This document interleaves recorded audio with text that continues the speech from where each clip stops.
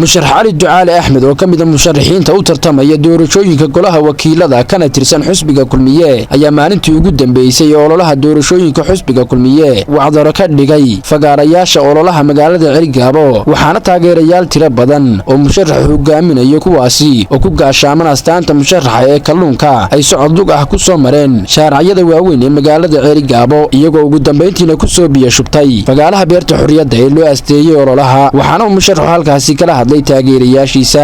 Alaykum warahmatullaahi wabarakaatuh. halkan waxaan ka salaamayaa madaxda sharafta leh wasiirada inagala soo qayb galay xafladan.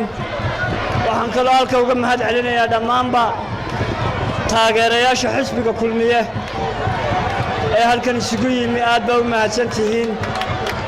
halkan lagama ogola baa la yidhaahdaa hadal badan laakiin waxaan sheegayaa calaamadeennu waa kalluunka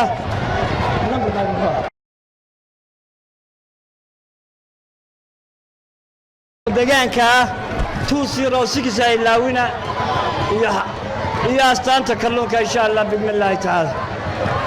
ballanteenu waa 206 ama 2 oo deegaanka kaltuun iyo astaanta kalluunka waa mahadsantihiin. salaam calaykum. intaasi kadibna musharax cali ducaale axmed ayaa xafiiskiisa ololaha oo ay dhooban yihiin taageerayaal tiro badani oo u dabaaldegaya maalintani halkaasi kala hadlay waxaana uu taageerayaashiisa ku booriyey inay maalinta doorashada codka u calaamadiyaan astaanta kalluunka oo musharaxani wato.